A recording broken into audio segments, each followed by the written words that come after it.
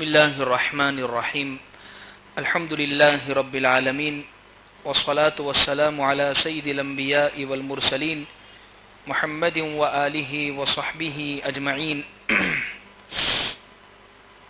أما بعد فأعوذ بالله من الشيطان الرجيم بسم الله الرحمن الرحيم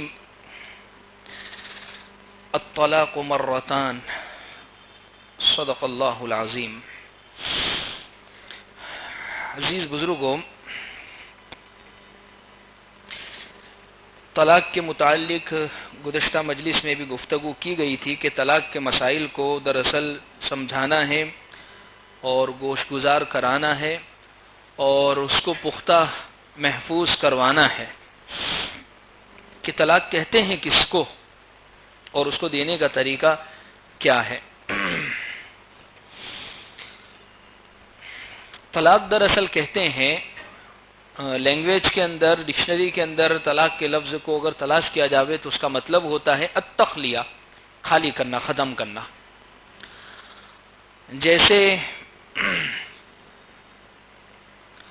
ایک اونٹ کو اس کی رسی سے نکال کر اس کو فارغ کر دے کہ بھئی جہاں جانا ہے یہ چلے جاوے، تو طلاق بھی ایسا ہی ہے کہ بھئی اپنی بیوی کے اوپر سے اپنے حقوق کو اٹھا کر ختم کر دینا.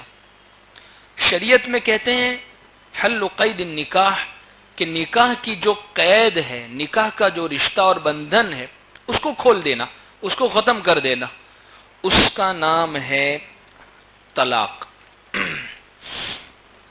اچھا، یہاں رک کر میں چند باتیں آپ کے سامنے ذکر کروں اور وہ ذکر کرنا بہت ضروری ہے.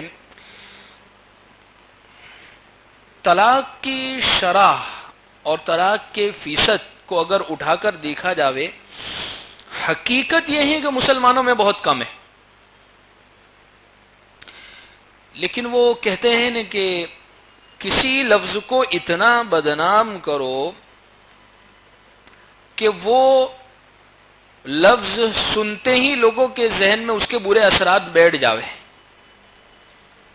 تو اسی طریقے سے طلاق کے لفظ کو اتنا ایسا پیش کیا گیا کہ شاید مسلمان شادی کرنے کے 2-4 دن بعد، ہفتے 10 دن بعد، مہینے 2 مہینے بعد ایسا جلاد ہو جاتا ہے کہ وہ فوراً طلاق ہی دیتا ہے. ایسا نہیں ہے. اچھا، اس کا دوسرا ایک رخ یہ ہے کہ یوں بنا کر بھی پیش کیا جاتا ہے کہ اسلام نے عورتوں کو برابر حق نہیں دیے. یہ کہا جاتا ہے اسلام نے عورتوں کو، مرد کو ہی سارا اختیار دے دیا طلاق کا، یعنی عورت کی کچھ بھی نہیں، وہ بیچاری باپڑی کا کوئی قصور نہیں. اور اسلام اس طریقے پر وہ جس کے جی میں جو بات آتی ہے اور یعنی شوہر کے دل میں وہ فوراً بک کے اور بول کے نکل جاتا ہے، اس کو کوئی حق نہیں دیے. عزیز بزرگوں، بات دراصل یہ ہے کہ دراصل اسلام کو سمجھا نہیں ہے اور اسلام کے حقوق پڑھے نہیں ہیں. اچھا، یہ طلاق بھی بہت خیر خواہی والی چیز ہے، ورنہ آپ دیکھیں چند زمانوں پہلے غیر مسلم بعض کمیونٹیز کے اندر ڈیورس نام کی کوئی چیز نہیں تھی. وہ بند گئے تو اٹوٹ بندھن، جنم جنم کا ناتا، 7 جنم کا رشتہ، اب یہ ٹوٹ، وہ اب کیسی بھی زندگی ان کو گزارنا پڑے گا. لیکن جب دیکھا گیا کہ نہیں، بعض مرتبہ جلاد بھی آ جاتا ہے، بعض مرتبہ نافرمان بھی ہو جاتی ہے، تو اس کو کچھ پرابلم سالو کرنا پڑے گا. ہو رہی ہے تو ٹھیک ہے، نہیں ہو رہی ہے تو پھر ایسا رستہ اختیار کیا جائے کہ دونوں کی رسی کھول دی جائے، جن کو جہاں اختیار ہو. بعض مرتبہ کوئی سننے سمجھنے کے لیے تو باقاعدہ انہوں نے اس چیز کو داخل کیا. اچھا، اسلام نے عورتوں کو کیا دیا ہے عورتوں کے متعلق؟ سب سے پہلے بچیوں کو جو خوش دلی سے اگر پرورش کرتا ہے تو دین اسلام یوں کہتا ہے کہ پیارے آقا صلی اللہ علیہ وسلم نے فرمایا وہ جنت میں میرے ساتھ اس طریقے پر ہوگا. جب بچیوں اور عورتوں کے ساتھ، دوسری بات، اسلام نے عورتوں کی عزت کی حفاظت، عورت کی پاک دامنی کے لیے، جیسا آج کل کہتے ہیں نا بعض مرتبہ بیچاری عورت پر ظلم ہو رہا ہے، وہ محفوظ نہیں ہے، اس کی عزت کی کوئی فکر نہیں کر رہا ہے، اور یہ تمام دین اسلام نے صرف زبانی باتیں نہیں کی ہے بلکہ اس پر عمل کر کے دکھایا ہے کہ جو شخص عورت کی عزت کی طرف نگاہ ڈالے یا عزت کے ساتھ کھلواڑ کرنے کے، تو باقاعدہ اس پر شرعی سزائیں ذکر کی ہے۔ شرعی سزائیں دیکھنے کے اندر بہت سخت معلوم ہوتی ہے کہ کسی کو کوڑے مارنا، کسی کو سنگسار کر دینا، لیکن سزا ایک کو ہوتی ہے، عبرت سب کو ہوتی ہے، اور اس کی وجہ سے وہ جرم کا ہمیشہ ہمیشہ کے لیے خاتمہ ہو جاتا ہے۔ تو یہ کیوں کیا ہے؟ شریعت نے یہ کیوں کیا ہے؟ 2012 کے اندر جس لڑکی کے ساتھ دہلی کے اندر بس کے اندر 5 مجرموں نے جو غلط کام کیا ہے، اب آپ دیکھیں، ابھی گزشتہ سال ہی ان تمام کو پھانسی دی گئی ہے۔ 2012 8-9 سال بعد اس کا انصاف مل رہا ہے اس بچی کو، اس لڑکی کو۔ ایک تو کیس اتنا لمبا چلا، ایک بات، اور دوسری بات شریعت کیا کہتی ہے؟ شریعت وہ بات کہتی ہے، اس وقت پورا ہندوستان ایک لفظ میں کہہ رہا تھا، the penalty، بس ان کو وہی سزا دی جاوے جس کو دین اسلام۔ کیوں؟ یہ اندر کی آواز بول رہی ہے، کیونکہ جب دیکھا کہ ایک بچے کے ساتھ اتنا دردناک سلوک ہو رہا ہے، اتنا خطرناک سلوک ہو رہا ہے، اسلام یہ چاہتا ہے ایک کو سزا ہو، سب کو عبرت ہو، اور سماج اور معاشرہ اس کی وجہ سے پاک ہو جاوے، تو اسلام نے یہ کام کیا ہے۔ اسی طریقے سے ایک بالغہ عورت ہے، اس کی اجازت اور مرضی کے بغیر نکاح کرنے کو منع فرمایا اسلام نے۔ اگر وہ بالغ ہوگی تو اس سے پوچھا جاوے گا، اس کی مرضی کے بغیر کر دے، اس کی اجازت ہوگی تو نکاح ہوگا۔ اسی طریقے سے نکاح کے اندر عورت کو یہ حق دیا گیا کہ وہ مہر اس کو دیا جاوے گا۔ اسی طریقے سے بیویوں کے حقوق قرآن میں کتنی جگہوں پر بیان کیے گئے۔ اس کے علاوہ بغیر وجہ کے اگر کوئی طلاق دے رہا ہے تو اللہ کو سب سے زیادہ ناپسندیدہ ہے۔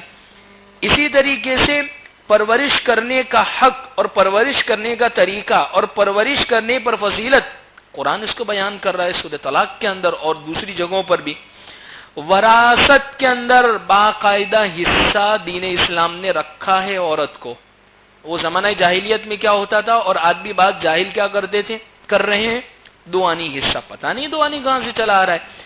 جتنا لڑکے کو ملتا ہے حصہ 100 روپے اگر لڑکے کو مل رہے ہیں تو 50 روپے اس میں سے لڑکی کو ملیں گے، آدھا حصہ دیا ہے۔ تو وہ لوگ جو یہ باتیں کرتے ہیں کہ دین اسلام جو ہے وہ عورتوں کے حقوق نہیں دے رہا، ان کو یہ چیزوں پر غور کرنے کی۔ اچھا طلاق کیوں رکھی ہے؟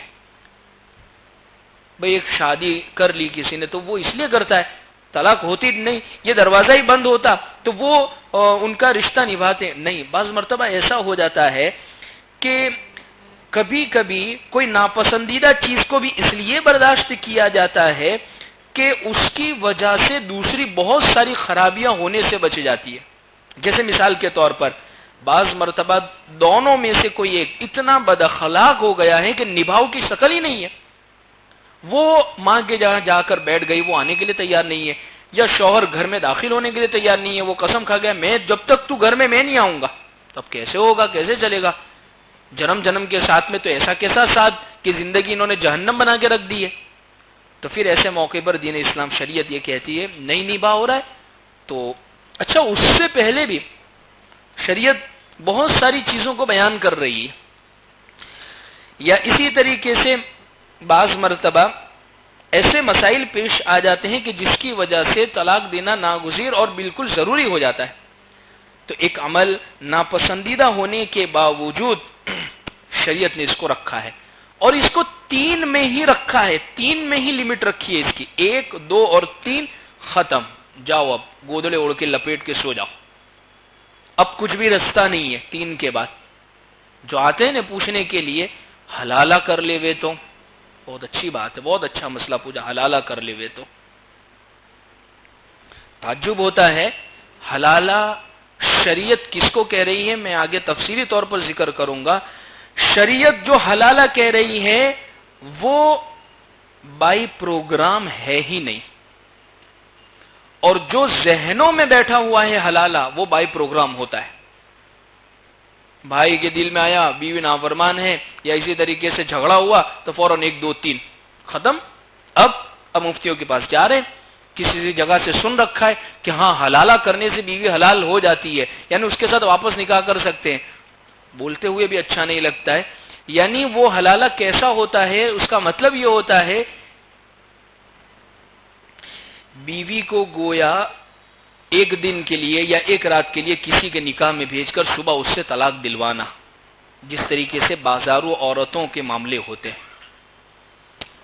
یعنی اس میں آدمی کی بھی غیرت مر جاتی ہے اور بیوی کی بھی غیرت ختم ہو جاتی ہے، پھر وہ یہ کام کرتے ہیں۔ جو بے غیرت جو لوگ ہوتے ہیں، اب دی ہے تو بس اب ختم ہو گیا، وہ اس کے رستے تو اپنے رستے، ہاں دونوں اپنی اپنی زندگی گزار رہے تھے، اس کے شوہر کا انتقال ہو گیا یا اس کے شوہر نے بھی اس کو اپنی مرضی سے طلاق دی ہے، فورس کی وجہ سے بھی نہیں یا پلان کر کے بھی نہیں دلوائی ہے، پھر جا کے اس کی عدت گزارنے کے بعد یہ پہلے شوہر کے لیے حلال ہوگی، ورنہ بائی پروگرام تو منع فرمایا۔ حدیث میں اللہ کے نبی صلی اللہ علیہ وسلم نے فرمایا لعن اللہ المحلل والمحلل، حلالہ کرے اس پہ بھی لعنت اور جس کے لیے حلالہ کیا جائے اس پر بھی لعنت ہے۔ تو طلاق کو 3 تک رکھا ہے۔ اچھا، طلاق کا اختیار مرد کو کیوں دیا گیا ہے، یہ بہت اہم سوال ہے۔ اکثر عورتیں خالی آدمی کو اختیار ہے طلاق کا، تو اس کا ایک سب سے موٹا جواب یہ ہے اگر عورت کو ہوتا نہیں تو میں سمجھتا ہوں، بلکہ تجربہ بھی آپ سب کا یہی ہوگا کہ 90-95% سب طلاق والے ہی گھوم رہے ہوں گے، روزانہ کوئی ایک نماز السلام علیکم، کب بس ابھی جوہر میں جھگڑا ہوا تو اس میں ہو گیا، پت گیا اپنا بھی معاملہ، بول دیا انہوں نے۔ جذباتی بہت ہے عورت، اور فوراً آپ دیکھیے جیسے ہی جھگڑا ہوتا ہے فوراً وہ کہتے چھٹی کر دو نہیں تو میرے کو دے کیوں نہیں دیتے، بول دو نا وہ 3 لفظ۔ آدمی کو اللہ نے دماغ بھی دیا ہے، سوچنے کی صلاحیت بھی دی ہے، تو اس لیے وہ جذباتی نہیں ہوتا ہے اور وہ بہت سوچ سمجھ کے آگے کی زندگی پر غور کر کے وہ تمام فیصلے کیا کرتا ہے۔ تو الغرض عزیز بزرگوں، مرد کو اختیار اس لیے دیا گیا ہے کہ ایک تو سب سے پہلے اللہ تبارک و تعالی نے مرد کو فضیلت دی ہے، الرجال قوامون علی النساء، کہ یہ نگران ہے، یہ حاکم ہے۔ حاکم کا مطلب یہ نہیں مارنے والا، یہ اس کو پروٹیکشن دینے والا ہے، اس کی پوری طرح حفاظت کرنے والا ہے، اس کا پورا ہر طور پر رکھوالا ہی ہے۔ یہ ہے قوام کا مطلب۔ بعض لوگ قوام کا مطلب یہ سمجھ لے کہ حاکم ہے، اب میری ماننی پڑے گی، میں جیسے چلاؤں ویسے چلنا پڑے گا، نہیں، یہ مطلب نہیں ہے۔ اور دوسری چیز، خرچہ اس کے ذمے ہے، مکان دینا اس کے ذمے ہے، کپڑے کروانا اس کے ذمے ہے، کھانا کھلانا اس کے ذمے ہے، یہ سب چیزیں جب وہ برداشت کر رہا ہے تو اس چیز کا بھی اختیار عقلی طور پر پھر اسی کو ملنا چاہیے۔ ظاہر سی بات ہے، مال جس کا لگا پروفٹ بھی پھر اسی کو ہونا چاہیے، تو یہ سب چیزیں خرچ وغیرہ وہ تمام چیزیں یہ کر رہا ہے۔ اچھا، ایسا بھی نہیں ہے کہ عورت اگر بالکل مظلوم ہو گئی ہے، آدمی نہ وہ ظالم ہے، اب عورت جائے تو کہاں جائے؟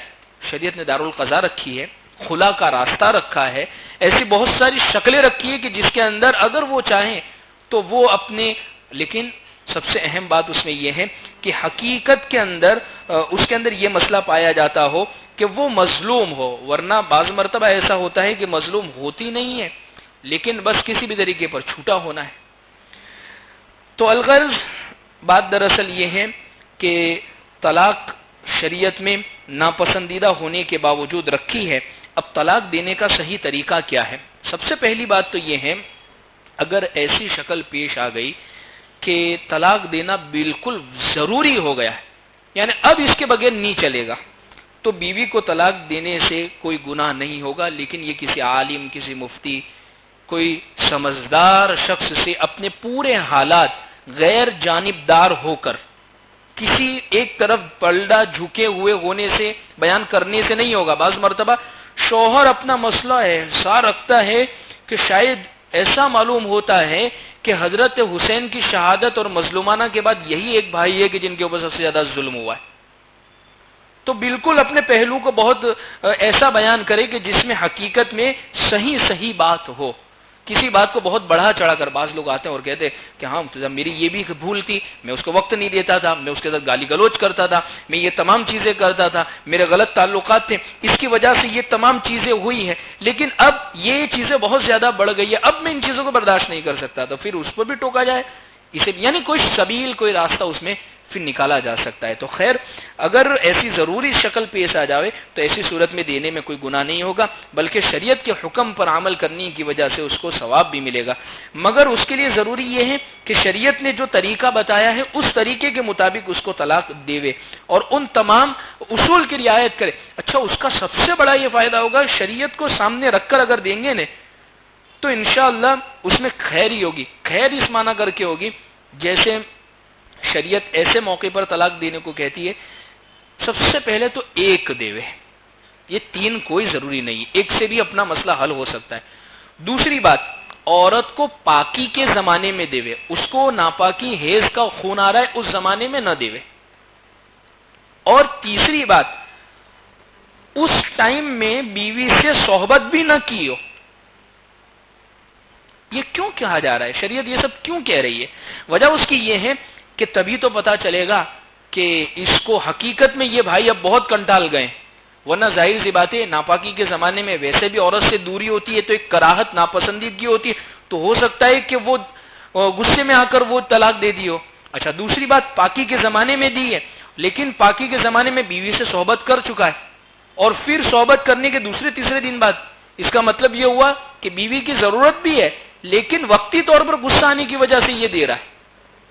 تو اس نے ایک تو ایک طلاق دیوے، پاکی کے زمانے میں دیوے، اور اسی طریقے سے اس پورے پاکی کے زمانے میں بیوی سے صحبت اس نے نہ کی ہو.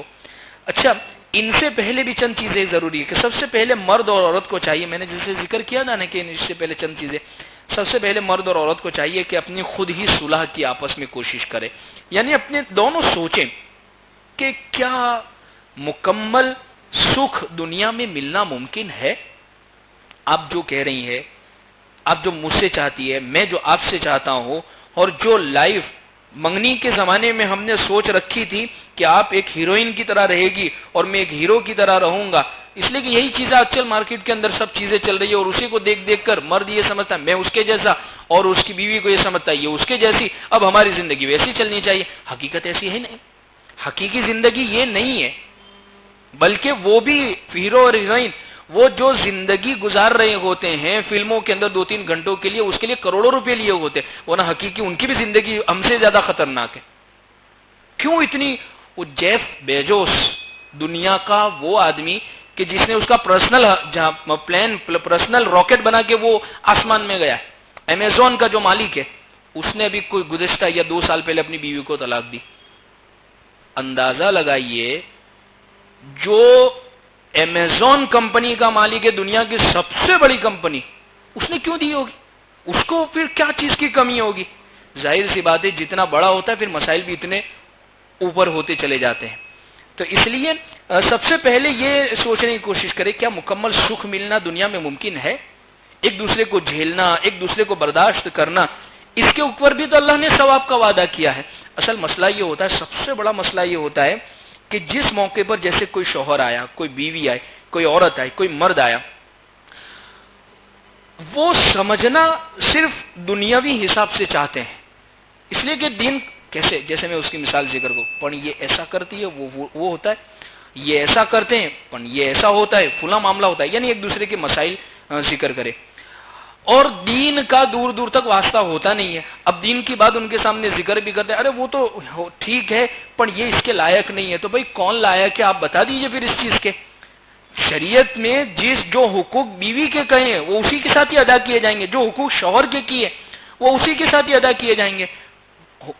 اصل بات یہ ہے کہ زندگی میں دین، شریعت کی فکر اور آخرت کی فکر نہیں ہوتی ہے.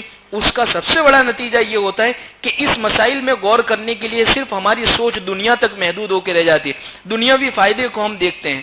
وہ میں نے ذکر کیا نا گزشتہ کہ شیخ مرزا مظہر جانا رحمۃ اللہ علیہ اتنی نازک طبیعت تھی لیکن برداشت کرتے تھے بیوی کو، کہ اس کے اوپر بھی اللہ نے ثواب کا میرے لیے وعدہ فرمایا. تو ایک تو ان چیزوں پر غور کرے کہ کیا مکمل، بعض مرتبہ ایسا ہوتا ہے کہ ایک دوسرے سے معافی تلافی کر لی اور ایک دوسرے کی پچھلی غلطیوں کو نظر انداز کر دے، بھول جاوے. اور ہمیں حدیث کے اصلاحی مضامین حضرت مفتی احمد صاحب خان پوری ادام اللہ غفور عالیہ حضرت کی کتاب پڑھا تھا. حضرت بہت پیاری بات لکھی ہے کہ بعض لوگوں کو جو بھوت چڑھا ہوا ہوتا ہے، جو بیوی کو کہتے ہیں کہ میں تیرے کو چھوٹی کر کے دوسری لے کے آؤں گا. تو حضرت نے وہاں پر بہت اچھی بات لکھی ہے کہ حضرت فرماتے ہیں کیا انہیں یہ معلوم ہے، یا عورت کا تذکرہ کیا ہے کہ کیا انہیں یہ معلوم ہے کہ یہاں سے طلاق لینے کے بعد میں پھر کسی اور جگہ، کیا انہیں یہ پتا ہے یا معلوم ہے کہ دوسری جگہ جہاں نکاح ہوگا یا شادی ہوگی وہاں کوئی بھی مسائل نہیں ہوں گے، کوئی جھگڑا نہیں ہوگا، وہ دونوں فرشتے اور حور کی طرح رہ کر زندگی کو گزاریں گے. مسائل تو سب جگہ لگے ہوئے ہیں، گھر میں برتن ہیں وہ آپس میں ٹکرائیں گے، تو وہ ٹکرائیں گے، ظاہر سی بات ہے.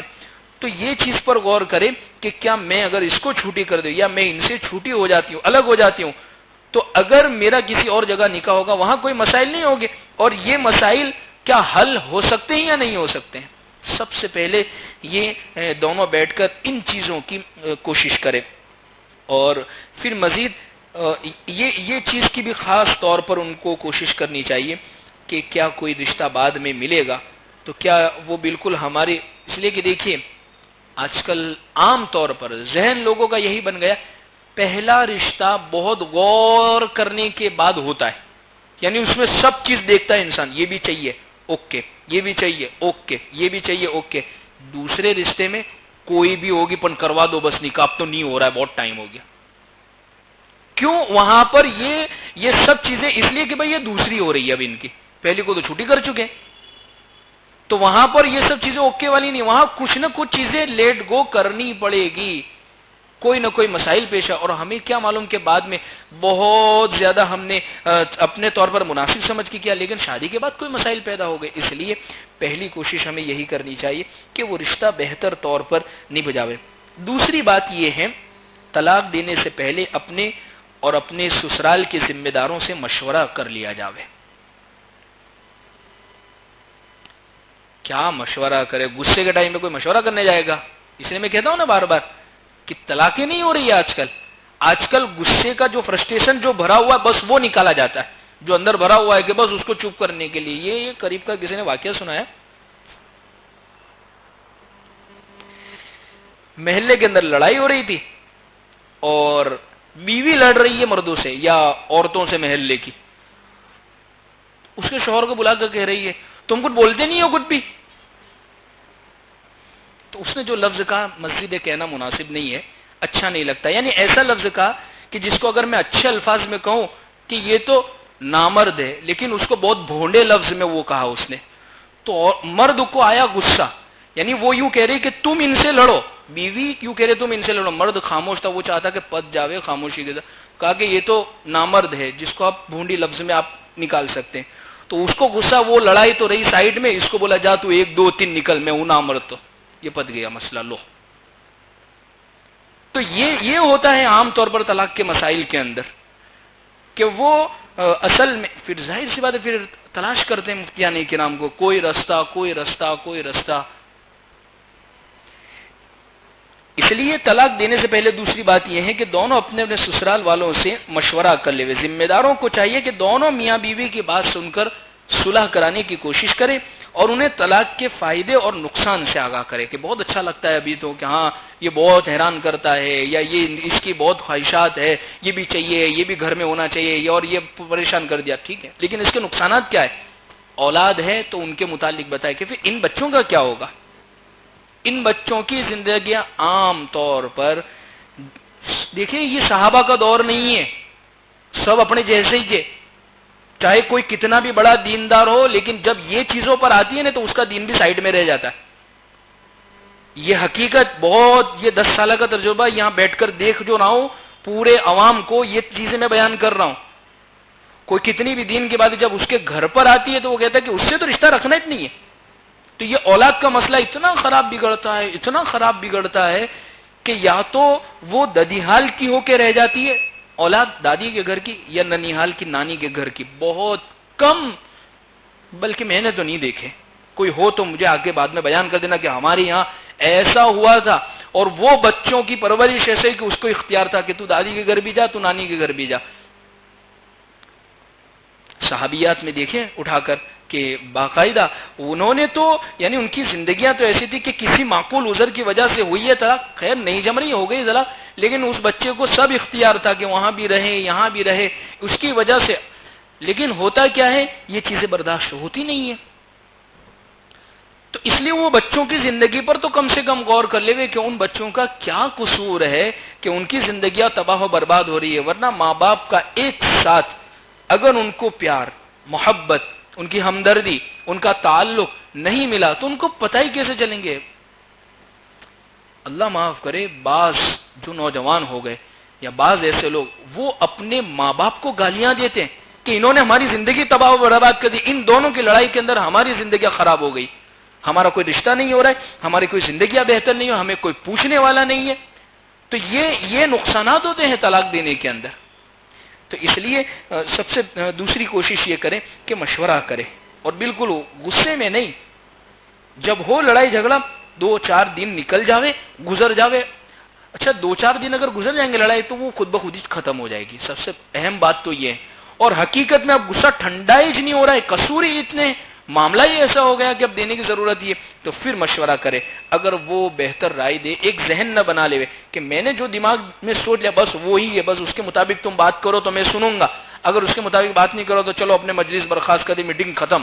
نہیں، ان کی سنیں کہ وہ کیا کہنا چاہتے ہیں. دوسری بات یہ ہے، تیسری بات یہ ہے، معتبر علماء اور دارالافتاء، مدرسے اور مساجد کے جو ذمہ دار ہیں ان سے مشورہ کیا جاوے. جہاں پورہ سرخیز کے اندر باقاعدہ محلہ کمیٹی کے نام سے ایک کمیٹیاں بنی ہیں. انشاءاللہ ہم بھی کوشش کریں گے اس کو بنانے کی. محلے کے اندر چند افراد، ایک محلے کے ایسے ہونے چاہیے کہ جس میں 10، 15، 20 لوگوں کی کمیٹی ہو، اور جن کا کام صرف یہ ہو محلے کے اندر اگر کوئی بری بات ہوتی ہے تو اس پر وہ نکیر کرنے والے، اس پر وہ روکنے والے. جیسے مثال کے طور پر بھائی پڑوسی ہے، کوئی نے گاڑی کی جگہ پہ رکھ دی ہے، یا کوئی بھی کچھ مسئلہ ہوا تو فوراً لڑائی جھگڑے، تو نے یہاں رکھی نہ فلاں رکھی نے یہ نہ وہ، پھر وہ چالو لڑائے. تو ایسے لوگوں کا کام ایسے موقع ان کو سمجھا بھائی اپنا ہی محلہ، اپنے ہی رہنا، اپنے ساتھ میں رہنا ہے، روزانہ منہ دکھانا ہے ایک دوسرے کو، کیا ہمیشہ کے لیے تعلقات ختم کرنے؟ بھائی ہو جاتی ہے غلطی، انسان سے ہوتی، تو ان کو سمجھاؤ، اس کے بھی دل میں جگہ پیدا ہو جائے.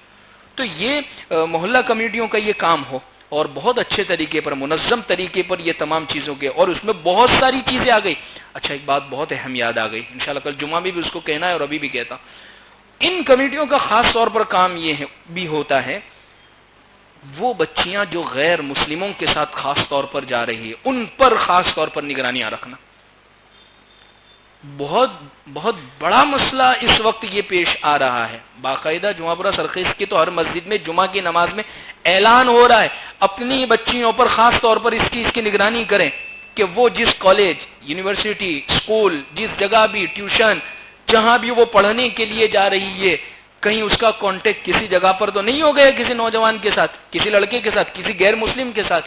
ورنہ ایمان سے بھی ہاتھ دھو بیٹھے کہ محلے کی 2 بچیاں ہماری چلی گئی ہے، ایمان کے بھی ان کے فانفے پڑ گئے. لیکن ظاہر سی بات یہ جب فکر انسان اوڑھتا ہے تو اللہ اس کی نسلوں کو بھی بہت زیادہ کامیاب کر دے، لیکن یہ فکرے اوڑھنے والے ہونے چاہیے. ضمنی بات آئی ذکر کر دی. تیسری بات یہ، معتبر علماء، دارالافتاء، مفتیان کرام، علماء، ان سے ربط کر کے ان سے مشورہ لے اور ان سے طریقہ معلوم کرے. مجھے بہت اچھے طریقے پر یاد ہے کہ میں جب شروع میں ابتدائی زمانے میں یہاں پر آیا تھا اور 3-4 مہینے مجھے اس مسجد میں ہوئے تھے، وہ پرانے کمرے کے اندر میں وہاں بیٹھتا تھا. سب سے پہلا کیس آج بھی مجھے بہت اچھی طریقے پر یاد ہے کہ ایک صاحب آئے اپنے چچا کے ساتھ، اور ان کے چچا کہنے لگے کہ یہ سنو نا مفتی صاحب یہ کیا کہتا ہے. تو وہ کہہ رہا ہے مفتی صاحب مجھے طلاق دینے کا طریقہ بتائیے. اچھا وہ طلاق دینے کا طریقہ معلوم کرنے آ رہے.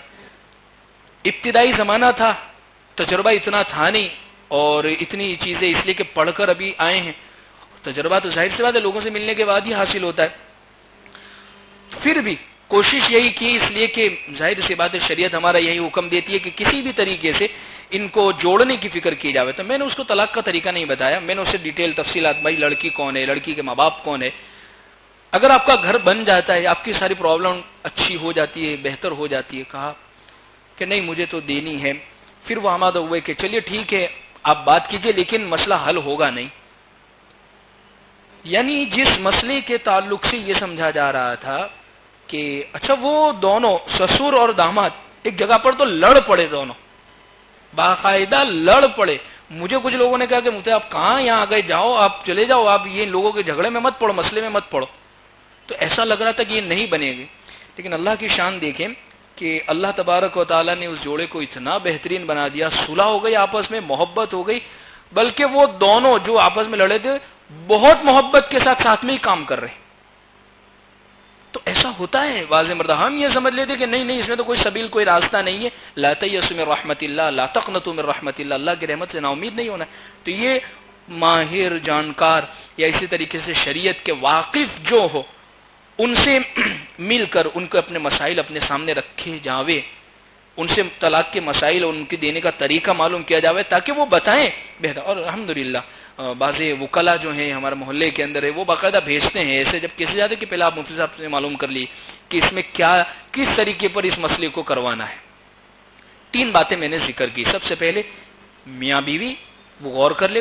دوسری چیز اپنے سسرال والے جو ہو دونوں ایک دوسرے بیٹھ کر حل کریں. اور تیسری چیز معتبر علماء کرام، دارالافتاء، مدارس، سمجھدار جو لوگ ہو ان کو بیچ میں بٹھا کر مشورے کو حل کرنے کی کوشش کیا. بلکہ بہتر یہ ہے کہ دارالقضاء چلے جاوے تو انشاءاللہ مسئلے وہاں سے حل ہو جائیں گے. 3 باتیں انشاءاللہ باقی آئندہ ذکر کریں گے. اللهم لك الحمد كما أنت أهل، فصل على محمد كما أنت أهل، وافعل بنا ما أنت أهل، فإنك أهل التقوى المغفرة. ربنا آتنا في الدنيا حسنة وفي الآخرة حسنة وقنا عذاب النار. جزا الله عنا محمدا صلى الله عليه وسلم بما هو أهله. سبحان ربك رب العزة عما يصفون وسلام على المرسلين والحمد لله رب العالمين برحمتك يا أرحم الراحمين.